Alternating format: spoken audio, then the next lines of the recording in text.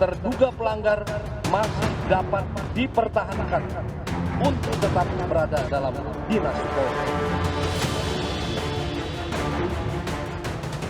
Sang penguak fakta kasus pembunuhan Brigadir Yosua, Richard Eliezer, tetap dipertahankan Kepolisian RI. Eliezer lolos dari sanksi berat pemberhentian tidak dengan hormat atau PTDH.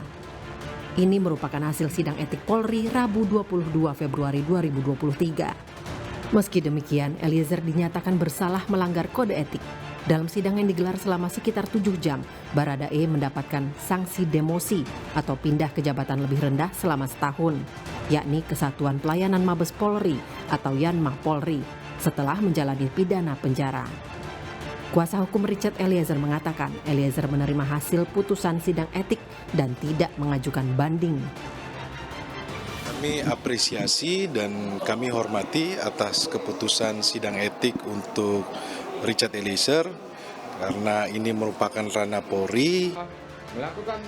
Sebelumnya, Eliezer divonis majelis hakim 1 tahun 6 bulan penjara. Menjatuhkan pidana terhadap terdakwa Richard Eliezer Budiang Lumiu dengan pidana penjara selama 1 tahun dan 6 bulan.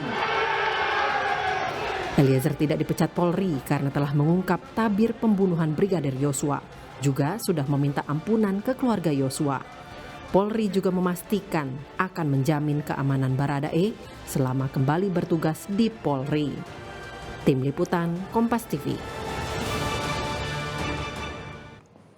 Saudara, sang penguak fakta Richard Eliezer lolos dari sanksi pemecatan Polri dalam sidang etik. Namun Eliezer tetap didemosi selama 1 tahun dan dimutasi ke Yanma Polri. Bagaimana Polri menjamin kemudian keamanan Eliezer saat ia kembali bertugas nanti? Dan adakah potensi bahaya jika Eliezer kembali ke tubuh Polri? Untuk membahasnya, kami sudah bersama para narasumber yang hadir secara daring untuk Sapa Indonesia Pagi. Ada Wakil Ketua dari Lembaga Perlindungan Saksi dan Korban atau LPSK, Edwin Partogi, Pengamat Kepolisian dari ISES, Bambang Rukminto, juga Komisioner Kompolnas Yusuf Warsim. Selamat pagi, salam sehat untuk kita semua, Mas Yusuf, Bang Edwin, Mas Bambang. Selamat pagi, salam sehat Mas Bayu. Ya, salam sehat. Pak Edwin. Ya, Bang Edwin, sejauh ingatan saya juga Mas Bambang, kita udah pernah sedikit membahas begitu. Kompolnas juga Mas Yusuf, tapi kebetulan waktu itu bukan Mas Yusuf, berkaitan dengan kedepannya gimana nanti. Agak-agak di awal-awal persidangan pada waktu itu, antara persidangan umum di Pengadilan Negeri Jakarta Selatan dengan kemudian sidang kode etik. Nah, sekarang kita kembali kepada titik ini begitu. Saya ke Mas Bambang dulu. Mas Bambang, Anda pernah mengatakan bahwa sebetulnya agak nggak mungkin nih kepolisian pasti melakukan PTDH atau pemecatan, tapi ternyata tidak begitu, walaupun terbukti melanggar kode etik. Komentar Anda, Mas Bambang? Itu salah kutip ya kawan-kawan. Media tidak hanya memotong saja, karena ketika saya sampaikan bahwa peluang itu tidak ada, itu kalau merujuk pada PP 1 tahun 2003. Jadi bagaimana persisnya pendapat Anda seharusnya? Ya, tertutup kemungkinan itu kalau Polri konsisten dengan merujuk pada PP 1 tahun 2003 bahwa seorang yang dipidana itu sudah layak direkomendasikan untuk di PTDH, meskipun dalam klausul pasal di PP 1 tahun 2003 itu ada pertimbangan dari pimpinan instansi, ya ini Kapolri. Artinya kalau saya melihat klausul terkait pertimbangan ini adalah diskresi kepolisian.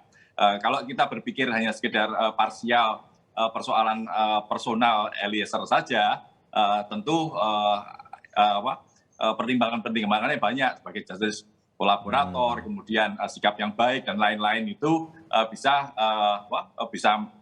menjadikan bahan pertimbangan untuk tidak di PTDH. Tapi kalau ingin membaca lebih luas terkait dengan pembangunan Polri yang lebih profesional, taat aturan dan sebagainya ke depan, tentunya itu jalan PTDH itu harus ditempuh, seperti itu Mas Bayu. Ya, oke. Mas Yusuf, kalau dari Kompolnas bagaimana melihat situasi, ya sudah ada pelanggaran sih kode etik begitu, walaupun kita mengetahui betul ada semacam dia harus menjalankan perintah itu sebagai seorang anggota Polri baru, tingkatnya paling bawah dan lain-lain begitu. Mas Yusuf, Kompolnas Baik, melihatnya terima kasih. ada sesuatukah yang dilihat oleh Polri dengan tidak mem-PTDH Richard Eliezer? Baik, terima kasih Mas Bayu.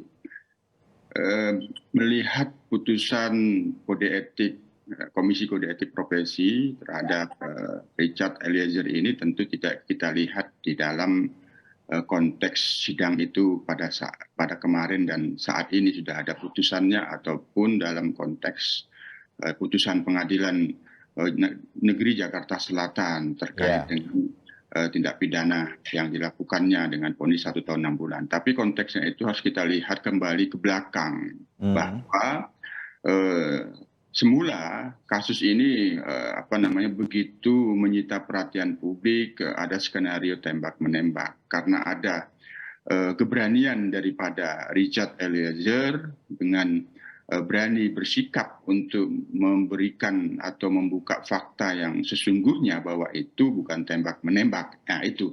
Jadi ini yang kami lihat, yang sebelumnya sudah kami kemukakan di dalam pembicaraan dalam media ini juga dengan waktu lain. Nah, hal-hal ini tentu sangat penting untuk dikonstruksi. Nah, kita melihat bahwa dalam pertimbangan Komisi Kode Etik kemarin itu cukup terlihat setidaknya ada 8 pertimbangan hukum di dalam putusan tersebut sehingga dalam pertimbangannya itu masih mempertahankan Richard dalam kedinasan Polri. Jadi itu dalam pertimbangan hukumnya. Nah kalau amarnya sendiri kan yang bersangkutan diberikan sanksi etik melakukan perbuatan tercela dan sanksi administrasi demosi mutasi 1 tahun.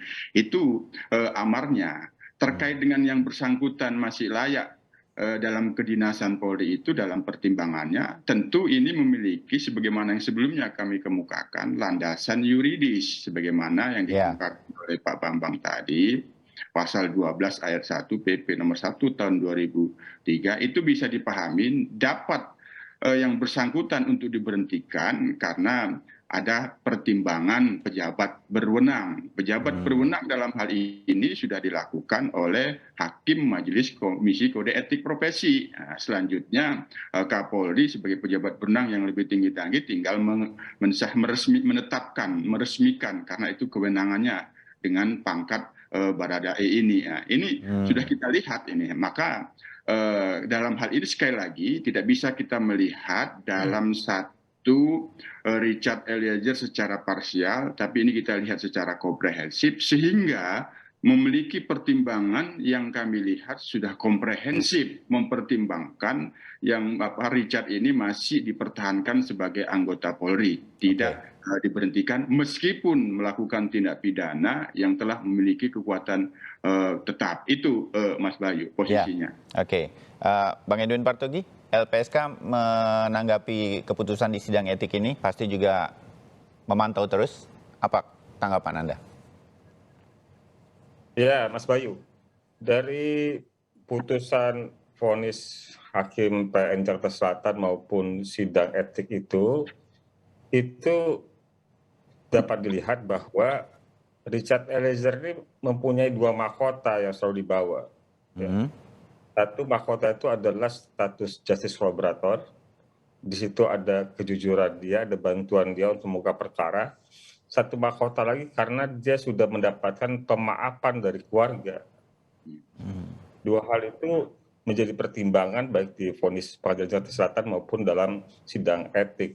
Tapi di sisi lain kita melihat bahwa dari putusan sidang etik itu ya bahwa Polri juga memahami perbuatan Richard itu karena keterpaksaan.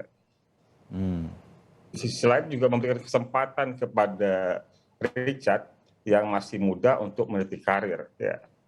Dan yang paling penting menurut saya yang juga kemudian digunakan juga dipahami oleh majelis hakim, jaksa tidak mengajukan banding, dan Polri dalam sidang etik kemarin adalah bahwa Polri juga melakukan hal yang sama, yaitu menyerap aspirasi publik ya terhadap Richard seperti apa.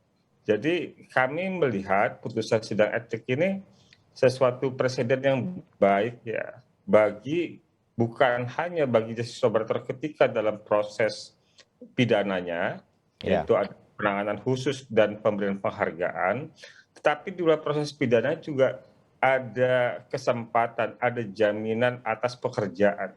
Ya. Jadi ini satu hal yang patut diapresiasi ya. Di sisi lain tentu kita sepenuhnya juga tidak boleh melupakan bahwa korban dari peristiwa ini adalah Joshua dan perjuangan kita atas perkara ini, Duren 3 ini sepenuhnya untuk menghadirkan keadilan buat Joshua. Itu kan? Ya, oke. Kalau sudah mendengarkan beberapa pendapat seperti ini, saya kembali ke Mas Bambang sebentar. Mas Bambang, semua keputusan, terutama keputusan sidang etik di Polri terhadap Richard Eliezer dengan tidak memecatnya, tetapi dia boleh berkarir lagi. 1 tahun dia mendapatkan demosi, tidak naik pangkat dan kemudian dimutasi ke Yanma Polri. Bagaimana agar bukan saja publik, tetapi terutama kepolisian juga bisa mengambil, kalau saya bilang kan tetap ada sisi pihak keluarga misalnya. Kecewa juga karena Eliezer kok tidak dipecat. Kan dia telah melakukan eksekusi di titik itu. Tetapi kita kemudian melihat berbagai pertimbangan termasuk yang dihadirkan oleh Anda semua pada pagi hari ini. Kita juga mengerti sedemikian rupa, tapi bagaimana kita bisa mengambil manfaat yang baik dari apa yang diputuskan terutama dalam sidang etik Polri ini. Menurut Anda, Mas Bambang? Ya, harus ada konsistensi ya terkait penegakan aturan di kepolisian ini. Demikian juga pasca vonis sidang Komite Kode Etik yang kemarin dibacakan pada Eliezer ini dengan putusan hanya demosi saja. Artinya ke depan kan harapan kita sih akan banyak muncul bukan kalau justice collaborator karena ini sudah menjadi tersangka seperti itu, tapi harapannya ke depan banyak muncul whistleblower di kepolisian yang mengungkap pelanggaran di internal gitu. Dan ini harus didorong oleh kepolisian. Kalau tidak, artinya putusan sidang KKEP ini hanya sekedar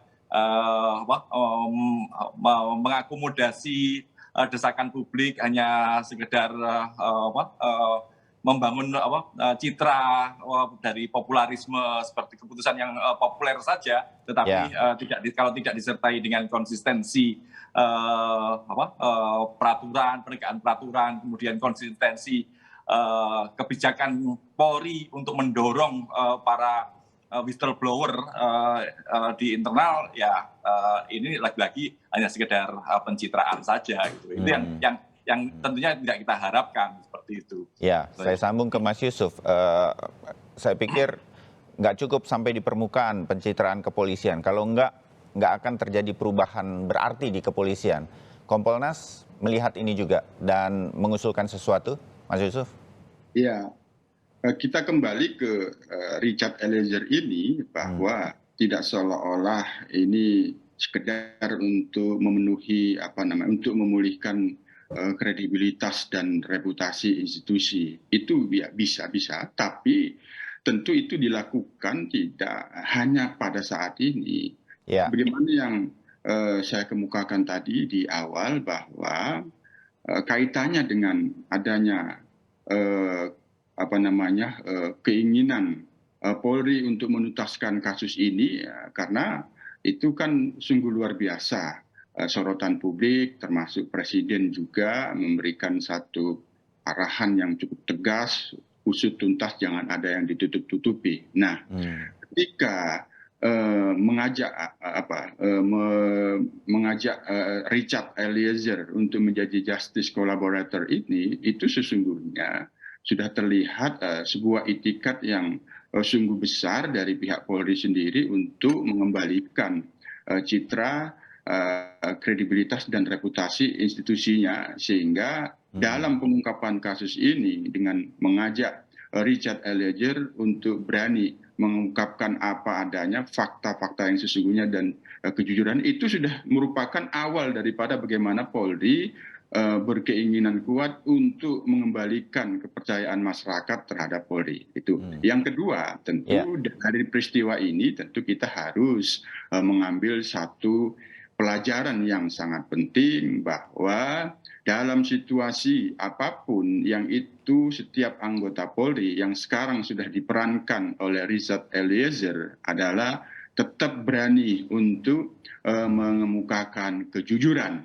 Nah, tentu kejujuran yang dimaksud ini dalam melaksanakan tugas fungsi sebagai anggota Polri, termasuk juga tadi sepakat apa yang disampaikan oleh Pak Bambang tadi, ya, berani juga ke depan ada anggota Polri yang berani untuk melaporkan apabila ada hal-hal yang itu bertentangan dengan norma hukum, norma agama, dan norma susila terkait dengan adanya perintah daripada atasan. Dan tentu ke depan kita harap institusi Polri dapat memberikan apresiasi dan reward individu, personil, dan anggota Polri yang berani seperti Richard Eliezer ini untuk berbicara jujur, mengungkapkan apa adanya atas satu peristiwa yang itu dapat dikatakan sebagai sebuah pelanggaran. Itu Mas Bar.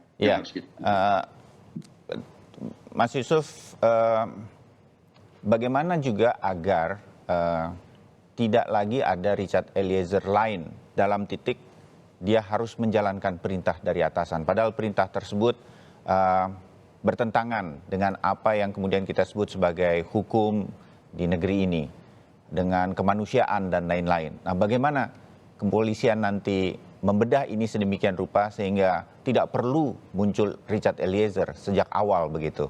Bagaimana titik ini menjadi momentum tersebut? Peraturan-peraturan harus diubah dan ini sudah terlihat akan dilakukan di Polri, Mas Yusuf? Baik, dalam pantauan Kompolnas, selain Kompolnas sendiri sudah memberikan saran-saran dan masukan terkait dengan peristiwa Duren 3 ini. Nah, kaitannya dengan konteks relasi kuasa antara atasan dan bawahan. Nah, tentu yang terjadi pada Richard Eliezer ini tentu secara bijaksana kita tidak bisa mengeneralisasikan karena saya pernah mengemukakan di sini bahwa posisi Richard, dan itu terlihat di dalam pertimbangan Majelis Komisi Kode Etik Profesi dalam pertimbangan putusannya itu terkait dengan relasi kuasa. Richard adalah anggota BRIMOB yang itu polisi khusus yang paramiliter. Garis komandonya cukup kuat gitu, garis perintahnya cukup kuat. Seorang Tamtama yang berpangkat Barada itu, saya yakin sebagai anggota BRIMOB yang bersangkutan cukup kuat di dalam memahami perintah yang itu tidak dalam satu kesempatan dan ruang, bahkan kompetensi yang bersangkutan untuk bisa menafsirkan perintah A itu ditafsirkan perintah B. Nah, itu sangat berbahaya bagi seorang anggota BRIMOB ketika menghindari perintah itu. Nah, di luar itu kita tidak bisa menjeneralkan, hanya di dalam peraturan kode etik profesi itu sesungguhnya relasi kuasa itu antara atasan dan bawahan itu sudah diatur. Sebagai atasan normanya itu larangan, dilarang memerintahkan yang bertentangan dengan norma hukum, norma agama, norma kesusilaan. Bagi anggota sebagai bawahan, normanya itu wajib menolak perintah atasan yang bertentangan dengan hukum, agama, dan kesusilaan. Nah, ke depan kami sudah memberikan beberapa masukan, perlunya adanya instrumen yang lebih jelas bagaimana seorang bawahan untuk bisa memiliki keberanian untuk melaporkan bahwa yang mendapat itu perintah tidak sah.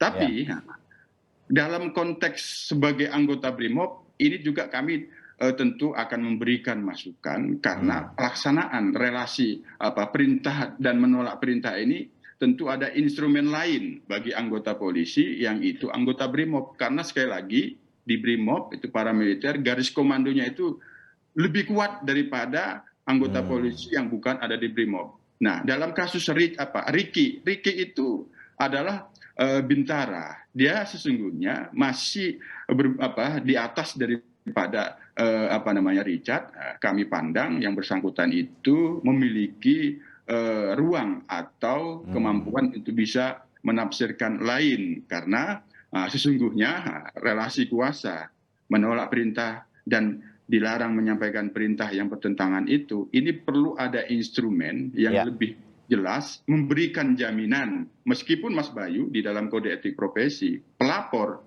itu wajib dilindungi atasan. Katakanlah atasnya Ferdi Sambo, itu wajib melindungi pelapor. Tapi instrumen inilah barangkali, dan ini sudah kami berikan masukan untuk dilakukan pembenahan agar itu memberikan jaminan dan reward bagi anggota yang berani melaporkan, mendapatkan perintah yang bertentangan dengan hukum, agama, dan susila. Itu Mas Bayu. Ya, oke.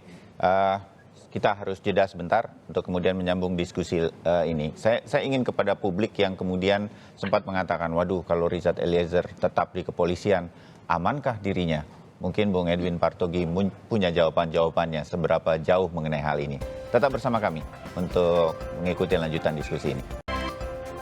Ya, saudara, kami lanjutkan diskusi kami berkaitan dengan hasil sidang kode etik di Polri untuk Richard Eliezer.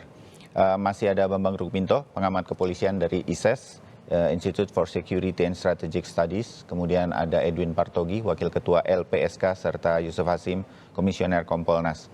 Bang Edwin, banyak publik mengatakan aman nggak sih Eliezer tetap di kepolisian? Dan sekalian, memang mau tetap di kepolisian atau nggak Eliezernya sebetulnya, Richardnya? Bang Edwin?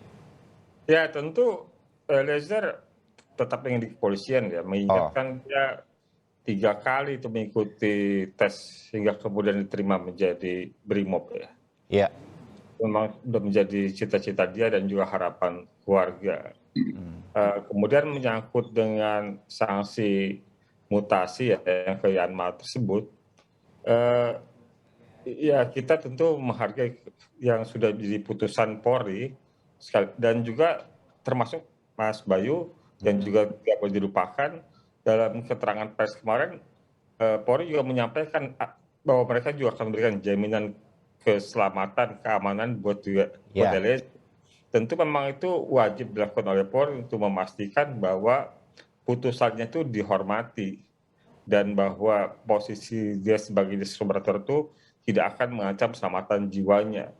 Namun juga Mas Bayu perlu kita juga ingat, Mas Bayu, Pak Yus dan Pak Bambang juga pasti tahu bahwa beberapa anggota Polri yang terlibat pada perkara Duren 3 dan kemudian menjalani sidang etik juga ada yang penjatuhan sanksi yang sama, yaitu demosi atau mutasi ke Yanma. Gitu. Ya, artinya Anda ingin mengatakan bahwa?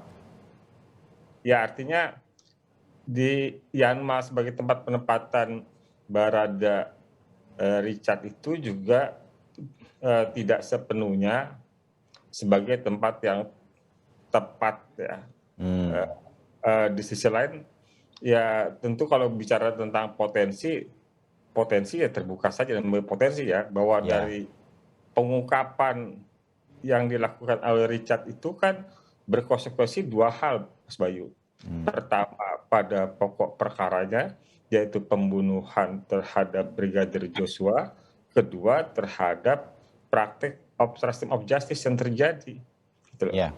Berapa orang diantaranya dipidana, tapi sebagian besar yang terkait dengan itu kan di sidang etik dan mengalami putusan PTDH maupun mutasi ke Yanma. Begitu, Mas.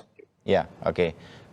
Mas Bambang, kalau concern dari LPSK seperti Bang Edwin katakan, semua seperti dikumpulkan. Kalau ada apa-apa pasti dimutasi ke Yanma lebih dulu.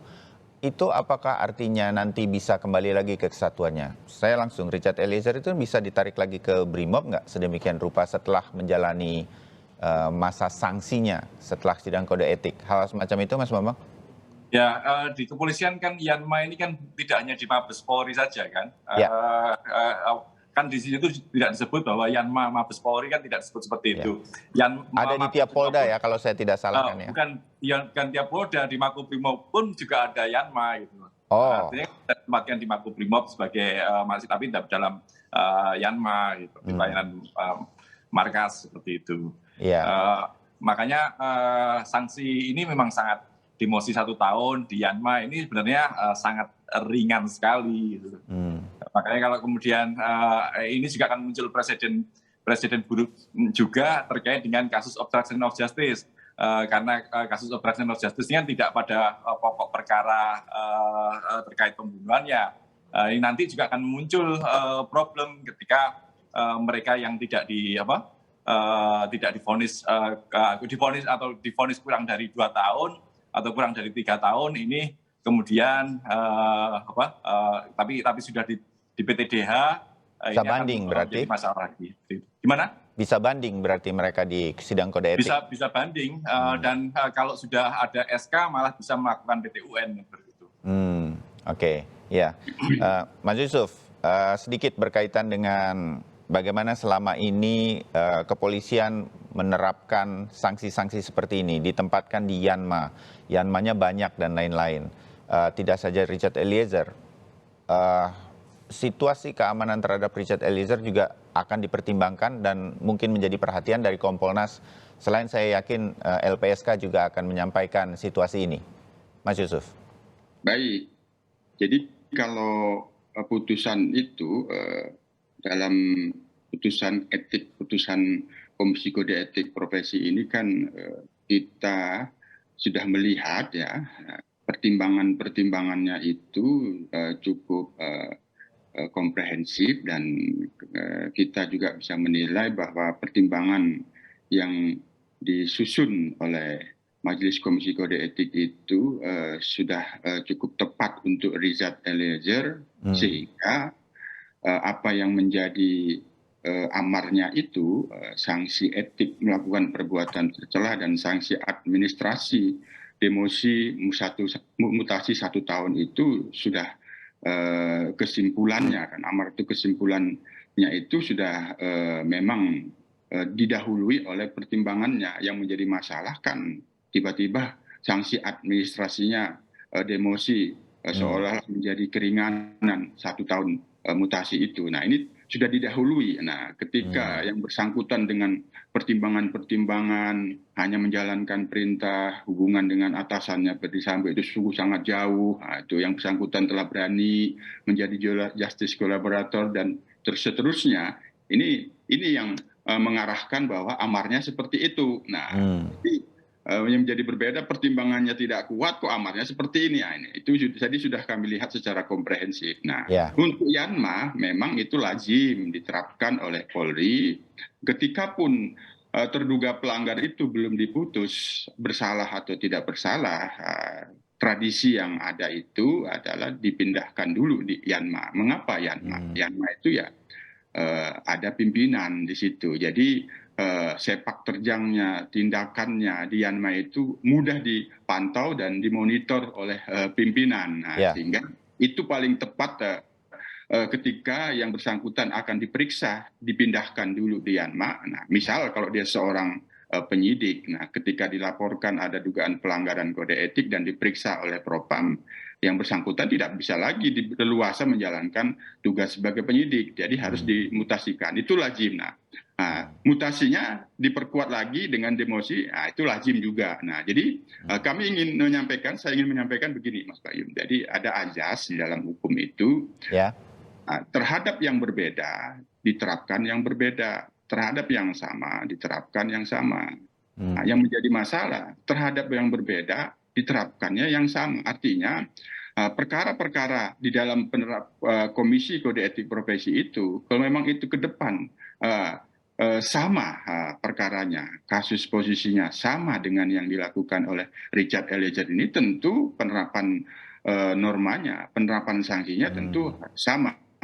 Nah, kalau itu yang berbeda, tidak bisa diterapkan yang sama dengan Richard Eliezer. Nah, jadi berapa tahun mutasi demosi 1 tahun, 3 tahun, dan tentu itu akan dilihat bagaimana penerapan norma-norma terhadap terduga pelanggar. Nah, kami sangat dalam hal ini mengapresiasi dan sangat memahami putusan Komisi Kode Etik Profesi itu dengan sanksi administrasi demosi 1 tahun mutasi. Nah, nanti ya kalau sudah selesai menjalani demosi 1 tahun mutasinya itu, yang bersangkutan normal kembali sebagai anggota BRIMOB sebagaimana sebelumnya. Kira-kira seperti itu, Mas Bayu. Jadi 1 tahun mutasinya. Ya. Ya, terbayang. Bang Edwin, sedikit saja, saya menyambung concern publik begitu. Perlindungan dari LPSK kan diperpanjang, berarti apakah ini selama nanti masa sanksi berlaku dari Komisi Kode Etik di kepolisian ini, LPSK masih akan terus sedemikian rupa mengawasi, walaupun mungkin sekarang tidak melekat, tetapi tetap melakukan pemantauan terhadap Richard Eliezer. Bang Edwin? Sampai sekarang masih melekat, Mas Bayu. Ya. Jadi kami masih berada paling dekat dengan Eliezer di tempat penahanannya, gitu. Dan itu masih akan berlangsung sampai dengan 6 bulan ke depan ya, karena priorisasi perlindungan ke LPSK itu selama 6 bulan dan akan dievaluasi, termasuk juga karena perlindungan itu sifatnya voluntary, sukarela. Jadi pihak yang membutuhkan harus mengajukan permohonan perpanjangan perlindungan kalau masih membutuhkan. Dan kemudian kalau seandainya kemudian nanti setelah menjalani pidana, Eliezer masih membutuhkan perlindungan dari LPSK, tentu juga akan kami lihat ya, perlindungan seperti apa yang tepat, apakah perlindungan fisik. Kalau perlindungan fisik ada macam-macam, Mas Bayu. Ada perlindungan fisik yang melekat, ada sifatnya monitoring. Kalau monitoring kan kami bisa memasang CCTV, bisa menugaskan petugas kami untuk memastikan pada waktu tertentu keadaan dari terlindung kami. Jadi hal itu masih bisa kami lakukan sepanjang memang dari sisi terlindung atau pihak yang membutuhkan itu masih membutuhkan perlindungan yang dilakukan oleh LPSK. Begitu, Mas Bayu. Ya, baik. Kita terbatas waktu, masih banyak sebetulnya yang saya ingin sambung-sambungkan karena hari ini juga akan ada sidang vonis sebetulnya terhadap para terdakwa untuk kasus obstruction of justice terhadap pembunuhan Brigadir Joshua. Tapi mungkin lain waktu, Mas Bambang, saya minta lagi waktunya untuk khusus berkaitan dengan ini. Pagi ini kita cukupkan. Harapan kita sejak kasus ini mencuat dan kemudian disidangkan, ada perbaikan-perbaikan di Kepolisian Republik Indonesia. Mungkin momentumnya adalah dari sosok Richard Eliezer yang harus kita jaga momentum ini untuk pergerakan yang positif di Kepolisian Republik Indonesia dan kita terus memantaunya. Terima kasih Bang Edwin, terima kasih Mas Yusuf, terima kasih juga untuk Mas Bambang. Terima kasih.